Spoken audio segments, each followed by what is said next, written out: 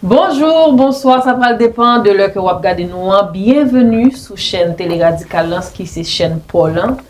Télé Radical, la télé des passionnés, m'a invité tout de suite pour abonner avec nous et puis pour cliquer sur cette cloche là pour capable au courant de tout ça qui a passé. Là, dans le moment où on regarde l'émission Paul qui c'est Parole Femme. Parole Femme, c'est une émission côté que nous mettons la femme à l'avant.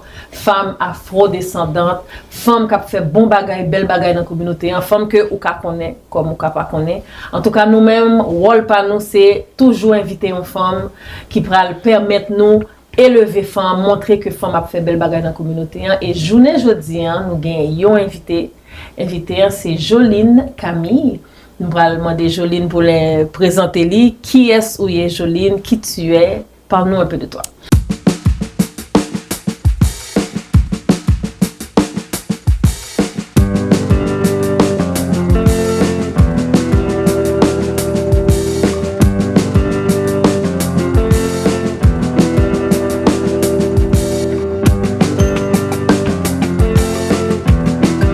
Bonjour Mélissa, donc déjà merci de me recevoir sur le plateau, puis aussi bonjour aux téléspectateurs.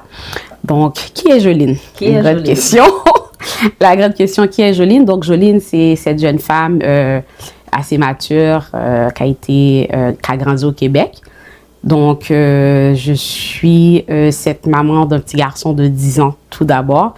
Ensuite de ça, j'ai beaucoup de chapeaux, beaucoup de chapeaux. Je vais essayer de vraiment de faire le résumé puis de me rappeler de tout là. Donc, côté académique, quoi, j'ai commencé dans le domaine de la dentisterie, de la santé dentaire. Ensuite, j'ai laissé tomber pour faire, je pourrais dire, la petite enfance. Là, jusqu'à présent, ça fait déjà 8 ans. Je suis éducatrice à la petite enfance, donc j'ai mon propre entreprise. Ensuite, je suis entrepreneur, ça fait déjà 9 ans. Bon, la plus grande partie de ma vie, je te dirais, c'est la Joline, la militante, la Joline, la révolutionnaire, la Joline qui ne laisse rien passer, qui ne peut pas, qui ne peut pas fermer les yeux sur l'injustice. Donc, je vous dirais vraiment, c'est ça, ça c'est moi. Donc, aujourd'hui, je suis cette femme qui se bat surtout pour, justement, pour le noirisme. Je dirais que je suis une femme noiriste modérée. Donc, je ne suis pas complètement, je pourrais dire, à gauche ou à droite, mais je suis vraiment modérée, que c'est que j'aimerais ça que la femme noire ou encore les afrodescendants, les personnes afrodescendantes puissent émerger. Donc, je me bats vraiment pour ça. Et surtout, c'est que je suis très impliquée en ce moment pour Haïti. Ça fait déjà 3 ans. Donc, je suis très impliquée parce que j'aimerais ça pouvoir apporter un changement. De ce côté-là, je peux dire, en ce moment, c'est ça qui prend beaucoup de mon temps. C'est le côté communautaire et le côté politique haïtienne, que vraiment, j'aimerais ça que la jeunesse haïtienne, à travers la diaspora, puisse vraiment apporter leur grain de sel puis faire quelque chose pour la communauté puis pour Haïti. Good. Nous sommes Haïti. Parle-nous de l'organisme. C'est quoi nous sommes Haïti? Donc, nous sommes Haïti. Nous sommes Haïti. Écoute, ici au Québec, c'est quand même un peu difficile la politique, je dirais. Donc, c'était plus compliqué d'aborder les gens du côté politique. Donc, on a dit, mais pourquoi pas créer quelque chose qui va avoir quelque chose de rassembleur. Au début, c'était nous, c'est. C'était nous sommes, nous c'est. Donc, c'est vraiment que c'est nous devons écrire notre histoire. Nous devons faire quelque chose de différent. Donc, c'était vraiment ça. Il n'y avait rien. C'était vraiment nous c'est, point de suspension. Donc, c'était vraiment ça. Donc, on allait écrire l'histoire. Donc, parce que j'ai toujours dit que on nous a trop longtemps écrit notre histoire. Puis cette histoire qu'on nous a donnée, beaucoup d'entre nous, on ne le connaît même pas. Donc, c'est encore pire. Donc, j'ai dit, donc, c'était comme ça avait commencé, mais c'était déjà enregistré. Donc, on a écrit Nous sommes Haïti. On a mis le Haïti parce qu'on veut vraiment, comme je l'avais déjà dit, c'est vraiment travailler avec la communauté haïtienne, puis nous unir. Parce que j'ai trop longtemps entendu dire, oh, la communauté haïtienne, les gens sont pas bons. Je dis, écoute, moi, je suis bonne. Donc, je peux pas être la seule bonne. Exactement. Donc, ça n'existe pas. C'est aussi simple. Pour moi, c'est aussi simple. Donc, je ne peux pas être la seule bonne. Donc, ça veut dire que je dois trouver d'autres personnes qui sont bonnes. Donc, c'est impossible. Alors, c'est comme ça qu'on a vraiment dit, on peut aller chercher justement les gens pour Nous sommes Haïti, écrire notre propre histoire et puis vraiment créer une communauté forte à travers la diaspora. Parce qu'on est vraiment au Canada, aux États-Unis et en France. Donc, on a vraiment des tentacules un peu partout. C'est vraiment pour aller chercher ce qu'on peut faire de bien. C'est pas seulement, OK, donc je suis québécoise, mais c'est vraiment trouver ce juste milieu. Oui, je suis, je pourrais dire, une québécoise, mais jusqu'à où? Jusqu'à où? Donc, est-ce que c'est vraiment ce que les Québécois veulent? Puis, si, écoutez, moi, j'ai des façons de dire les choses qui dérangent, mais est-ce que c'est vraiment ça ce que les gens veulent? Est-ce que vraiment, moi, oui, je me sens québécoise d'une certaine part, mais pour de vrai, l'haïtienne en moi ne peut pas mourir, puis je ne peux pas l'enlever, puis écoute, je l'ai déjà transmis à mon fils de 10 ans.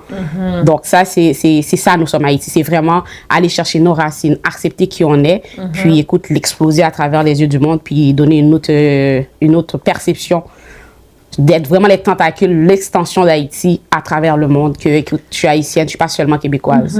J'ai une question qui me brûle les lèvres. Ton organisme parle beaucoup. Si je te dis, quelqu'un comme moi, je suis intéressée, je veux mettre la main à la pâte, qu'est-ce que je fais? Comment je peux aider? Comment j'arrive à mettre la main à la pâte? Ben, écoute, la première chose, qu'est-ce qu'on fait, c'est vraiment déjà nous rassembler, faire le mentorat pour les jeunes qui sont soit nés ici, mais qui ne sont pas vraiment très connectés, à part, OK, donc, dire quelques mots en créole ou manger la nourriture haïtienne, pour moi, ça ne fait pas de toi un haïtien. Exactement. Donc, pour moi, c'est comme ça. Donc, les gens qui acceptent leur identité, qu'ils ont fait quelque chose, justement, dans la communauté québécoise, doivent pouvoir dire, écoute-moi, moi, je suis Mélissa, puis voilà qu'est-ce que j'ai accompli, voilà qu'est-ce que j'ai fait, puis je suis haïtienne.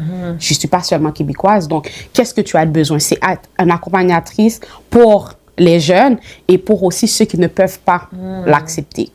Dire tout haut ce que les gens pensent tout bas et puis accepter notre haïtienneté puis vouloir surtout émerger et puis surtout c'est créer une économie, une puissance économique haïtienne. Ça, c'est ça qui me fait le plus mal, c'est que les gens qui étaient là avant nous, je pourrais dire nos parents, ils ont fait qu'est-ce qu'ils ont à faire. Moi, je dis toujours, chaque génération, on fait qu'est-ce qu'ils ont à faire. Là, aujourd'hui, c'est nous. C'est nous. Puis on doit faire la différence. Puis la différence, c'est qu'on doit avoir des patrimoines. On doit avoir des écoles. On doit avoir une banque. On doit avoir... Tu vois? Donc, moi, c'est vraiment ça. Fait que si tu viens, tu dis, moi, je suis Mélissa, puis voilà qu'est-ce que je sais faire. Fait qu'il n'y a pas non plus de choses. Exact. Tout ce que tu as, tu peux le mettre en disposition pour dire, OK, ben, écoute, voilà la pierre que je peux déposer pour qu'une communauté soit plus forte au Québec. Ça me parle beaucoup. On va en parler un petit peu plus après la pause. Depuis combien de temps tu es dans le communautaire? Ça fait 15 ans. 15 ans? 15 ans. Si je ne compte pas l'église, mais ça fait 15 ans, je suis très impliquée dans le communautarisme. Oui, très impliquée. Puis, tu n'as aucun regret? Si ça serait recommencé full pin? Full pin, peut-être différemment, mais full pin. Puis je me dis que peut-être les 10 premières années, c'était de l'expérience que je prenais. Puis aujourd'hui, écoute, j'aide au moins une vingtaine d'organisations. Puis les gens me disent, Jolene, quand j'entends ton nom, tu es tellement sur des CA. Je dis, écoute, c'est pas moi. Aujourd'hui, je refuse d'être sur des CA parce que ça commence à me porter préjudice. Je dis, mais pourquoi elle est sur autant de CA? Non, c'est pas parce que je vole. C'est tout simplement parce que les gens ont besoin d'aide, je les accompagne. Puis mon expertise, il est là. Puis je suis quelqu'un qui veut vraiment aider la communauté. Tu vois, j'aime le communautarisme, j'aime vraiment le communautarisme, puis j'aime vraiment aider les gens. Puis, écoute, je ne vois pas pourquoi je vais dire non pour quelque chose que j'ai reçu gratuitement. Donc, aujourd'hui, je veux le donner au suivant. Donc, on a créé le groupement des organisations racisées. Fait qu'à travers ce groupement-là, c'est plus facile de donner des petits morceaux de Jolene que de dire, OK, je suis sur tel CA, je suis tel CA. Fait que vraiment, j'essaie de canaliser l'énergie, le temps surtout. Mais sinon, c'est vraiment ça. C'est pour ça. Le communautarisme, écoute, ça fait 15 ans. Puis, écoute, j'ai recommencé et recommencé encore s'il faut le faire. Écoutez, comme on dit chez nous, c'est un potorique femme. Si vous avez envie de rentrer en contact avec elle, j'imagine que tu auras le temps de nous donner toutes les informations. On va écrire tout ça au bas de l'écran. C'est vraiment intéressant, tout ce que tu dis, tout ce que tu as accompli. Mais juste pour faire un switch au niveau du sujet, tu es tellement une femme accomplie, indépendante et tout, ça me pousse à te demander par rapport à une question. Faire un petit débat entre nous, là. Qu'est-ce que tu penses de l'homme pourvoyeur? Déjà, une femme comme toi, là, qui a comme 50 têtes sur ses épaules, là, l'homme pourvoyeur, ça te dit quoi? C'est drôle quand même parce que c'est quelque chose que les gens sont toujours surprises de ma réponse. Parce que tout le monde me prend pour la féministe que je ne suis pas. Mais je suis une femme indépendante. Je trouve qu'il y a un parallèle entre indépendante et féministe. Donc, je ne suis pas une féministe, pas du tout. Donc, je crois à l'équitabilité des sexes, mais pas à l'égalité des sexes. Donc, c'est drôle quand je le dis, mais c'est vraiment ça, tu vois. Donc, l'homme pourvoyeur aujourd'hui, est-ce possible? déjà, c'est ça la question qu'il faut se poser. Puis, c'est une attente sociale. C'est quoi ta conception à toi? C'est quoi tu veux? Exactement. Tu vois? Donc, pour moi, c'est ça. L'homme pourvoyeur, c'est vraiment qu'est-ce que tu veux. Puis, est-ce que c'est vraiment possible? Est-ce que c'est à 50%? Est-ce que c'est à 60%? Est-ce que c'est à 80%? Mais pour moi, je te dirais l'homme pourvoyeur, c'est un minimum. Parce que je suis quand même un peu vieux jeu. Parce que c'était une attente sociale, parce qu'on était une communauté, je pourrais dire, on vivait dans un monde qui était très religieuse. Tu vois? Donc, ça a donné que on a cette description biblique qui dit que l'homme pourvoyeur, l'homme c'est l'homme fort, l'homme c'est l'homme qui travaille, qui l'amène la nourriture sur la table. Donc, il y a cette conception-là. Puis moi, quand même, je l'ai quand même un peu gardée. Mais pendant que je l'ai gardée, c'est sûr, je l'ai modifiée à ma manière, tu vois, pour l'adapter à ma personne. pour l'adapter à ma personne. Exact. Mais écoute, aujourd'hui, un homme ne peut pas. Même si tu fais 100 000, tu ne peux pas t'occuper de ta famille, à moins que tu veux manger du pain puis des spaghettis tous les jours. Mais écoute, un homme qui fait 100 000, 110 000, il ne peut pas s'occuper de sa famille seul. Non. Donc, c'est ça qu'il faut être dans la réalité. Exactement. Est-ce que c'est possible? Donc, c'est ça la réalité d'aujourd'hui. C'est que oui, je veux un homme qui... Moi, pourtant, je veux un homme qui est prêt à travailler, prêt à sacrifier pour sa famille, mais pas qu'il doit s'occuper de moi de A à Z. De A à Z, exact. Tu vois, donc c'est ça qui est important. Et pour toi, comment on peut reconnaître un bon garçon? Encore là, si ça existe. Écoute, le bonheur de l'un fait le malheur de l'autre. C'est encore subjectif. Puis écoute, ce qui va me faire du bien en tant qu'homme ne fera pas du bien à Mélissa en tant que femme. Tu vois ce que je veux dire? Donc, c'est ça qui est tout... encore là, ça dépend de chaque femme, c'est ça, mais personne. encore là, je me dis, c'est sûr, il y a des relations toxiques. Il y a des femmes qui se font abuser, tout et tout, mais il y a un minimum. Tu vois, moi, je me dis, en tant qu'homme, il y a un minimum. Pour son bon garçon, bon minimum pour gagner, tu vois. Le respect, il doit être là. Exactement. Tu vois ce que je veux dire? Que la femme soit soumise ou pas, le respect, c'est le minimum. Le mot respect, guys. J'espère que vous avez entendu. Mesdames, le mot respect, c'est un mot qu'on a tendance à oublier. Mes amis, en pile bagaille à passer là. Je vous envoie à la pause et on vous revient tout de suite.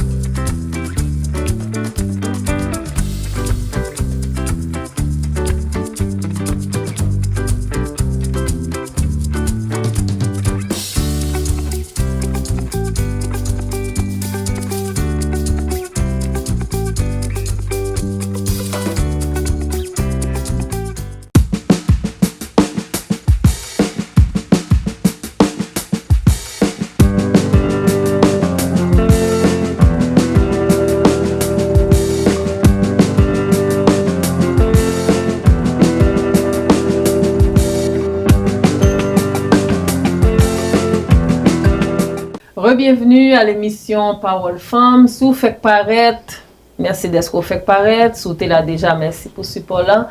Nous avons tourné avec Jolene Camille. Juste avant la pause, nous avons parlé de comment nous avons fait reconnaître un bon garçon.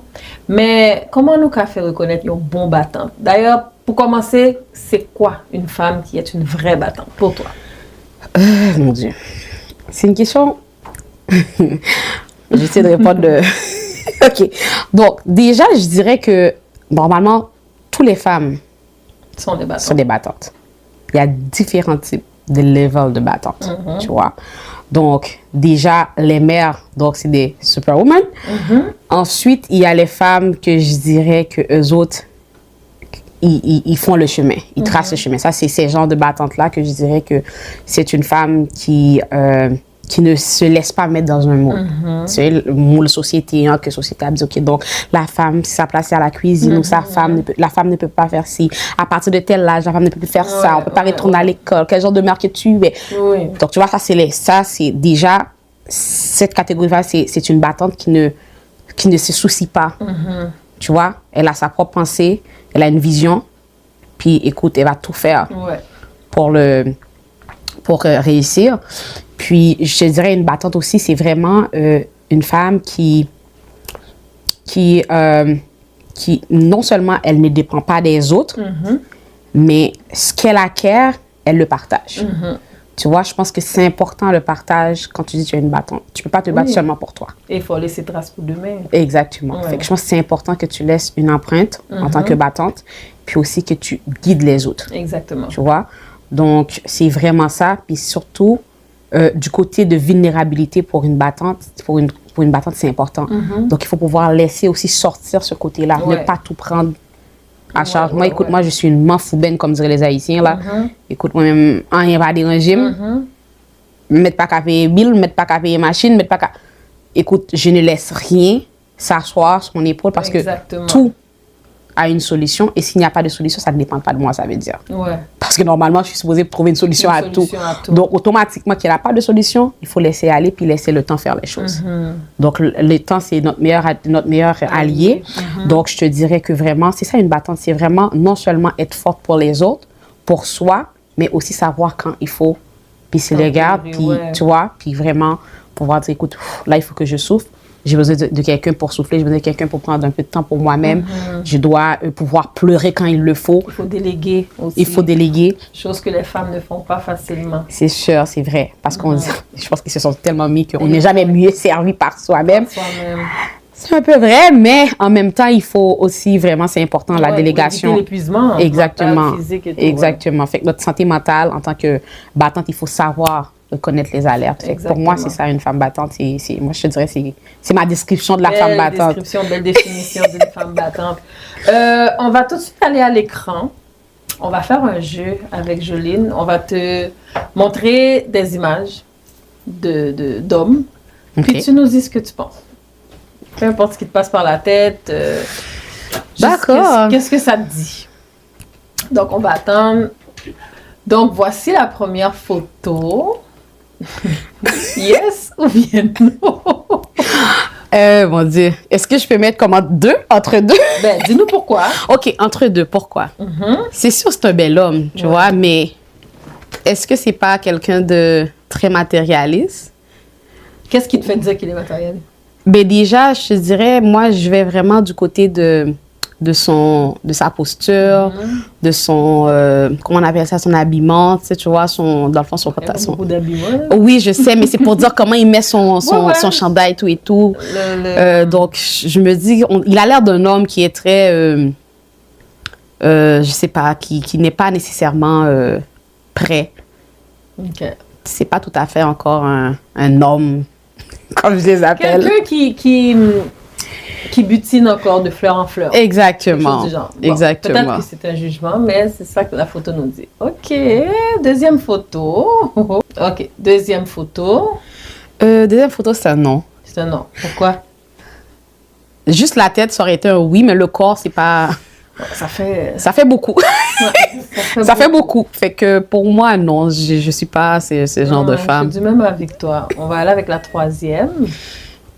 Troisième photo, Jolene. Pour de vrai, c'est fou, mais je te dirais oui. OK. Mais je sais pas si dans la rue, si ce serait un vrai oui, mais à le regarder, parce que j'ai pas...